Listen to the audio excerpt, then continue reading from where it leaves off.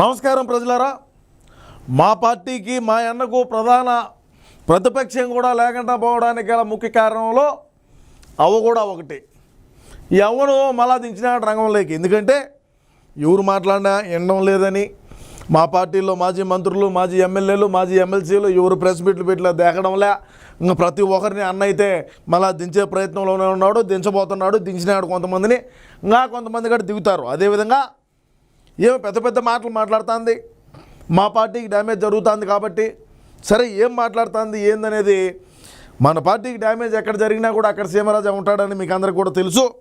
లక్ష్మీ పార్వతి అవ్వగారు ఏం మాట్లాడతారో వీరగంధం లక్ష్మీ పార్వతి ఏం మాట్లాడుతుందో విందాం. చెప్పమ్మా. ఓ పనికి మాలినటువంటి సోషల్ మీడియా వాళ్ళని పోషిస్తున్నావు. 3 లక్షల మంది జీతాలు ఇచ్చి మరి నీ కొడుకు చేత జీతాలు ఇప్పిస్తూ వాళ్ళ చేత పిచ్చి పిచ్చి రాతలు, అందులో ఒక్కటి సంస్కారంగా ఉన్నాయా? సంస్కారం గురించి, అసభ్యకరమైనటువంటి పోస్టుల గురించి మన పార్టీకి సంబంధించిన వాళ్ళే మాట్లాడాలా.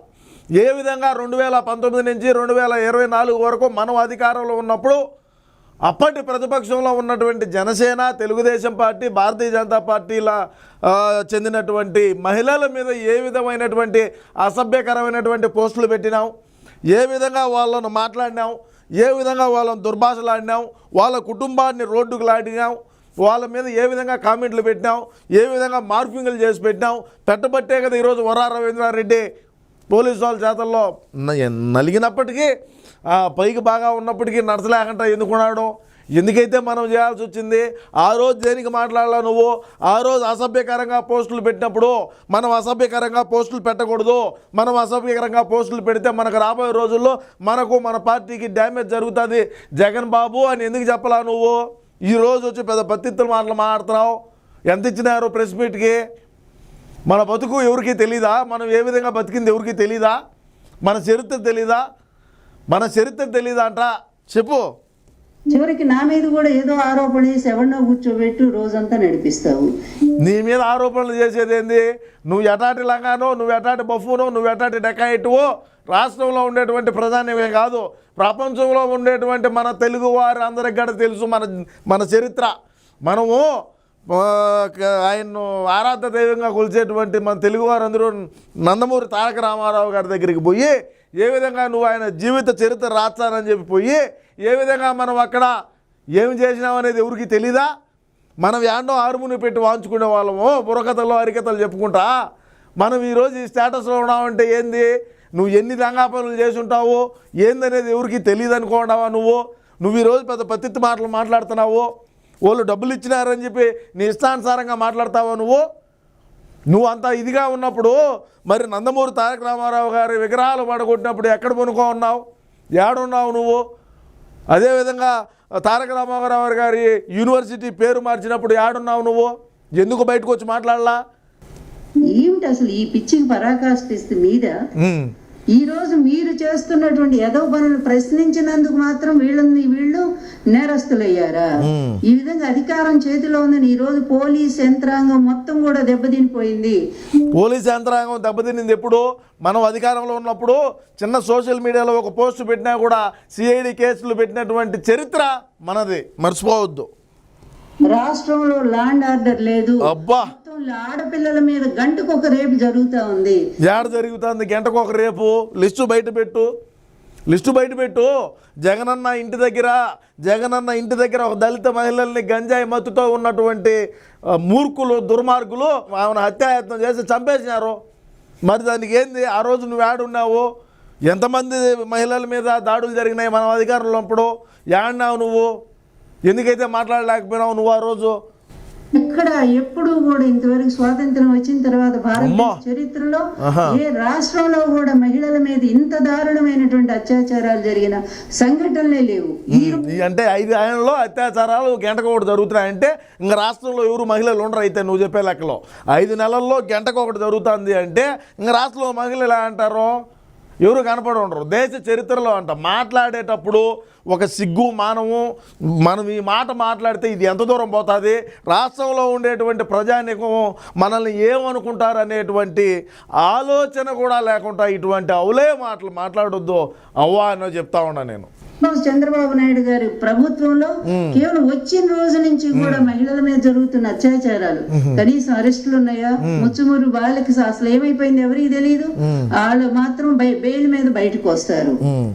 మరి చంపి డోర్ డెలివరీ చేశాడు ఎమ్మెల్సీ అనంతబాబు, ఒక దళిత డ్రైవర్ని చంపి డోర్ డెలివరీ చేస్తే జగనన్న దగ్గర ఉండి బెయిల్ తీయించాడు. మరి ఆ రోజు ఎందుకు మాట్లాడలేకపోయినావు? ఆ రోజు దేనికి నువ్వు మాట్లాడలా? ఎంతమంది దళిత మహిళల మీద దాడులు జరిగినాయి, ఎంతమంది దళిత మహిళల్ని హత్యాయత్నం చేశారు, ఎంతమందిని హతమార్చినారు, ఎంతమందిని కిడ్నాప్ చేశారు, దేనికి ఆ రోజు నువ్వు వచ్చి మాట్లాడలేకపోయినావు? ఈరోజు బుద్ధి ఒక్క రోజుతన్నా ఇంత వయసు వచ్చింది మనకు, మనం ఇటువంటి మాటలు మాట్లాడితే ఎట్లా అనేది కూడా రోజుతన్నా నీకు సంస్కారం ఉండి మాట్లాడుతున్నావు నువ్వు. హోమ్ మినిస్టర్నే ఒక డమ్మింగ్ చేసి కూర్చోబెడతారు. మన పార్టీలో ఉన్నప్పుడే హోమ్ మినిస్టర్ మొత్తం పగ్గాలు ఇచ్చి మీ ఇష్టం వచ్చినట్లు ల్యాండ్ ఆర్డర్ మీ చేతిలో తీసుకొని అని చెప్పింది. మన పార్టీలో ఉన్నప్పుడు కూడా డమ్మీలే కదా, మన పార్టీలో ఉన్నప్పుడు కూడా డమ్మీలే కదా అంటా నేను. ఆ వంగ ఏదో గట్టిగా పోరాడుతుంది, ఆ పేరు ఏం పేరు వంగలపూడి అంతా. ప్రశ్నిస్తా అని వచ్చినటువంటి పవన్ గారేమో ఏ మూల ఉంటారు ఆయనకే అర్థం కాదు. నిన్నేదో ఒక్క ప్రశ్న వేసి పారిపోయాడు ఢిల్లీకి. ఇదే సంగతి, ఇదే మీ పరిపాలన? ఎంత దారుణంగా ఉందంటే ఇప్పుడు ఎలక్షన్ వస్తే వైఎస్ కాంగ్రెస్ పార్టీ ఎంత 175 సీట్లు గెలిచేంత అవకాశం ఈ రోజు ప్రజలు ఎదురు చూస్తా ఉన్నారు. చెప్పాలంటే మేము అడగకపోయినా కూడా ప్రజలు ఇవ్వడానికి సిద్ధంగా ఉన్నారు. ఈ లంగా మాటలు మాట్లాడే గేరా వచ్చినాయి, ఈ పనికిమాలిన మాటలు మాట్లాడే వై నాట్ అంటే ఇప్పటికి ఎలక్షన్ జరిగితే నువ్వు 175కు 175 గెలిచేస్తావు అంటే మనం అడగకుండానే మనకు ఓట్లు వేస్తారు మన పార్టీకు. నాకు తెలీదా?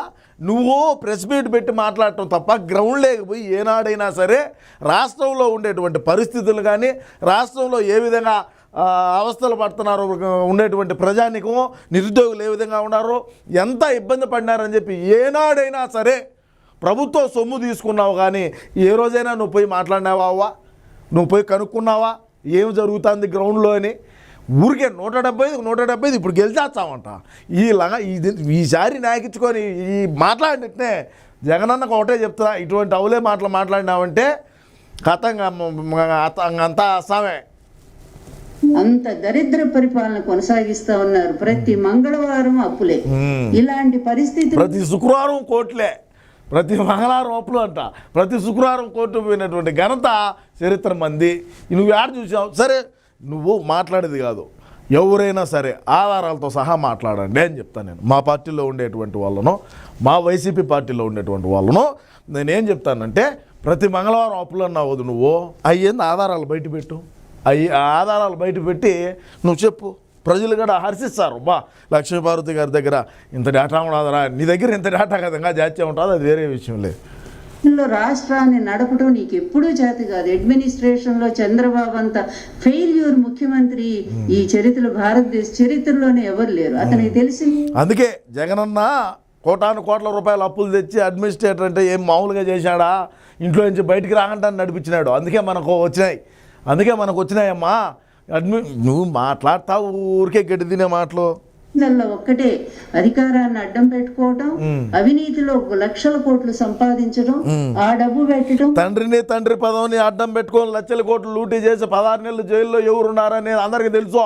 నువ్వు మళ్ళా గుర్తు చేయొద్దు. నువ్వు ఇప్పుడు గుర్తు చేస్తున్నావు రాష్ట్ర ప్రజానీకానికి అందరికీ కూడా. నువ్వేం గుర్తు చేస్తున్నావు?